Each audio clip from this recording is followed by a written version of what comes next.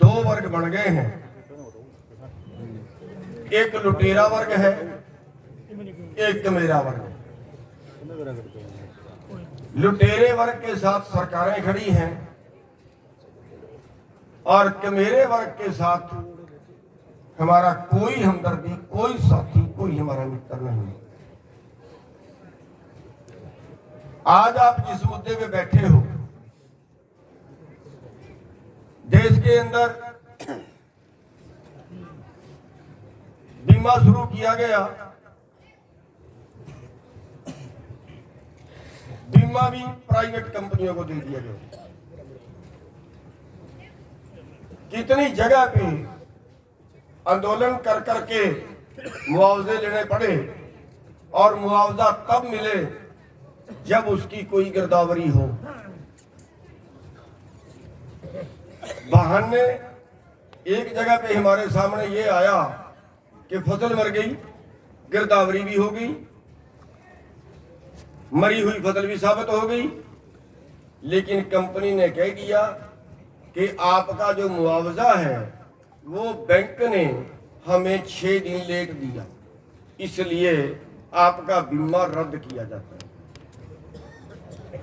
बीमा बैंक काटता है, जबरदस्ती काटता है, कितनी तारीख को देना उनका काम है, लेकिन जब क्लेम देना पड़ा तो उन्होंने क्लेम नहीं दिया, अपना बीमा वापस ले जाए। क्लेम पड़ भी गया, खराबा साबित भी हो गया, कोई बाउंड नहीं है कि क्लेम कितने दिनों में देंगे। भाई आज नुकसान हुआ है तो हमें उसका मुआवजा 2 साल बाद मिले, 3 साल बाद मिले, वो कौन सी मानवता हुई। कंपनियां बिल्कुल बेलगाम। और सबसे बड़ी बात कि हमें पता नहीं हमारा खराबा लिखा है कि नहीं लिखा है।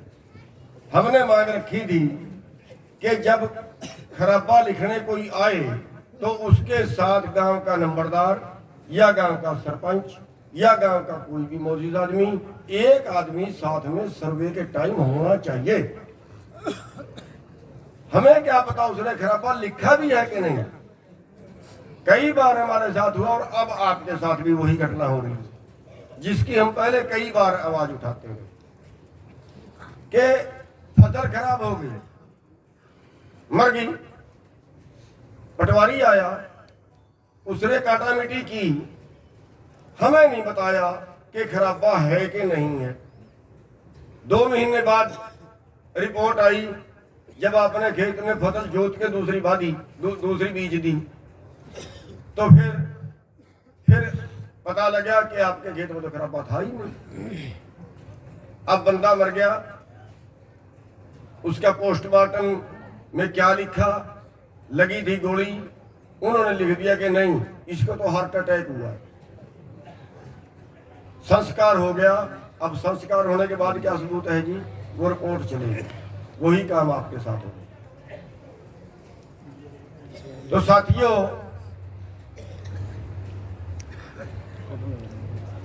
इसका इलाज बहुत दिनों से लड़ रहे हैं।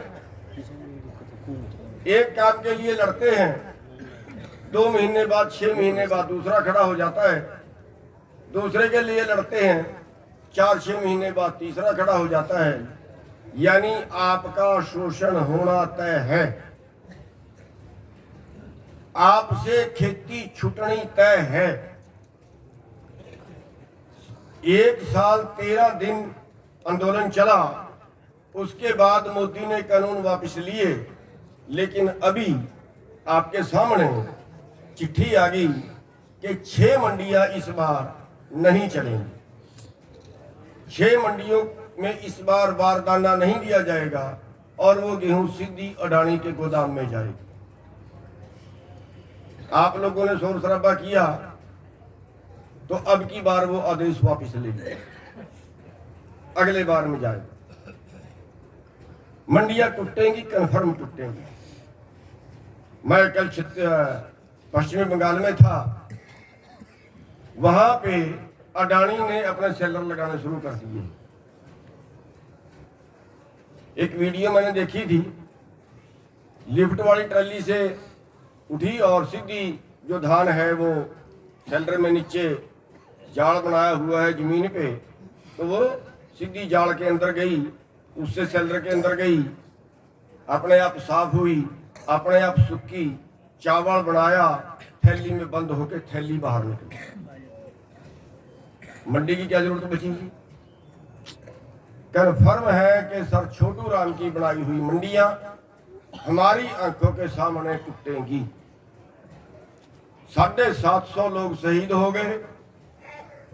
हम बड़े खुश हुए कि हमारी बात मानी गई, लेकिन दूसरे तरीके से आएगी। आपने आंदोलन किया, शहीदियां दी, 1 महीने बाद देश के कृषि मंत्री ने बयान दे दिया कि हम एक बार आप लोगों के दबाव में एक कदम पीछे हटे हैं, दोबारा फिर आगे बढ़े। पहली बात तो ये कि हम कृषि मंत्री जी को बता देना चाहते हैं कि आप जो कदम आगे बढ़ोगे ना, अभी तक हमने शांति दिखाई है। हम कोई ऐसा आंदोलन नहीं करना चाहते जिसमें किसी का नुकसान हो, लेकिन अगर ऐसे हमें बर्बाद करने पे तुलेंगे, फिर जो कदम हमारी तरफ आगे बढ़ेगा उसको काटना भी जानते हैं। फिर किसी भुलेखे में ना रहे सरकार, किसी मुकाबले में ना रहे सरकार।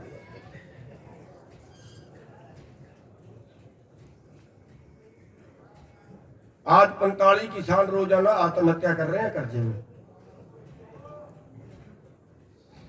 कसूर हमारा सिर्फ इतना है कि हमने ज्यादा पैदा कर दिया। पिछले 15 सालों में 45 लाख करोड़ हमें एमएसपी से कम मिला।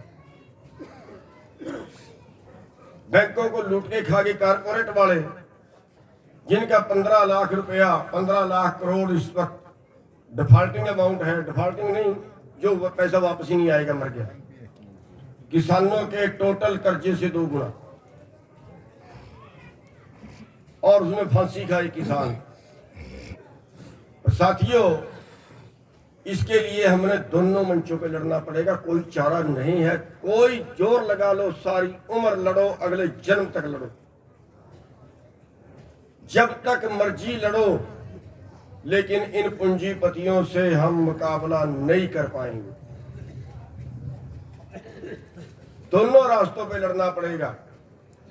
आप 15 दिन से बैठे हो, 14 दिन से बैठे हो। एक तहसीलदार बात करने आया, हम चेतावनी भी देना चाहते हैं यहाँ के प्रशासन को कि अच्छा है कि आप पहले सुन लें, हमें उंगल टेढ़ी ना करनी पड़े। उंगल टेढ़ी करने से पहले सुन लें, वरना हम तहसील की जगह डीसी को भी घेर सकते हैं। ये करना पड़ेगा, और अंदर के अंदर रहेंगे और बाहर के बाहर रहेंगे। घेरेंगे भी इस तरीके से, चाहे कुछ कर लेना, चाहे गोली मार देना। तो एक तो ये है कि ये तो जो मंच है हमारे आंदोलन के, ये भी हमें चलाने पड़ेंगे। और दूसरी तरफ हमारी वोट से जिससे सरकार बनती है, अगर सर छोटू राम वोट का प्रयोग ना करते ना, तो जितने कानून उन्होंने बनाए हैं कोई बनाने वाला नहीं था आपके पक्ष में। लेकिन हमारी समझ में नहीं आती तो क्या करें, हम उस बात की तरफ जाते ही नहीं तो क्या करें। उस मंच की तरफ भी हमें सोचना पड़ेगा। अब सोच लो, चाहे 10 साल लुटने पीटने के बाद सोच लो, लेकिन सोचना पड़ेगा, दूसरा रास्ता नहीं।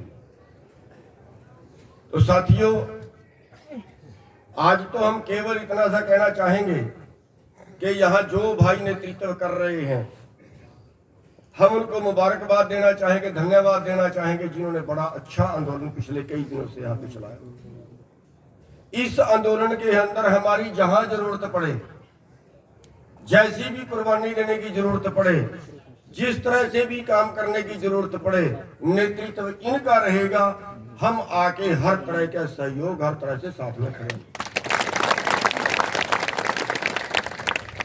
यहां लड़ना पड़े, अगर ये कहें कि इस आंदोलन को हरियाणा के दूसरे कोनों में भी आपकी मदद में कोई धरने प्रदर्शन किए जाए, वो भी करेंगे। साथियों, बस मैं इतना सा जरूर कहना चाहूंगा, सरकार की यहां सीआईडी इंटेलिजेंस खड़ी होगी कि सरकार कोई इस मुकालते में, इस भड़ेखे में ना रहे कि हमारे में शायद कोई ग्रुपबाजी है। ग्रुपबाजी हमारे में आपस में 100 तरह की हो सकती है, लेकिन जिस दिन सरकार के साथ डंडा बज गया, हम सारे एक मंच पे, सारे एक मंच पे इकट्ठे हैं। हमारा कोई छोटा संगठन है, कोई बड़ा संगठन है, कैसे ही भी है, हमारा भाईचारा है। अपनी मांगों के लिए हमारा खून एक है, हमारा भाईचारा है। हमारे में जाति बरादरी का कोई सवाल नहीं है, हमारे में धर्म का, मजहब का कोई सवाल नहीं है, हमारे में संगठन का कोई सवाल नहीं है। हम सारे एक मंच पे आके एक झंडे के नीचे लड़ाई लड़ेंगे। नेतृत्व इन भाइयों का रहेगा जो यहाँ पे। तो साथियों, बस मैं तो इतनी सी बेनती करने के लिए यहाँ पे आया था कि सरकार शायद इस मुकालते में हो कि बाकी लोग पता नहीं इन हिसार वाले भाइयों के साथ लगेंगे कि नहीं लगेंगे। हम आज साफ तौर पे बता देना चाहते हैं कि ये आंदोलन जब तक यहाँ चल रहा है, जब तक यहाँ चले तो चलाएं, अगर दूसरे हिस्सों में फैलाना है वो भी फैलाएंगे, और अगर इसके लिए किसी तरह की भी कुर्बानी देनी पड़े तो सबसे आगे हम आप सबका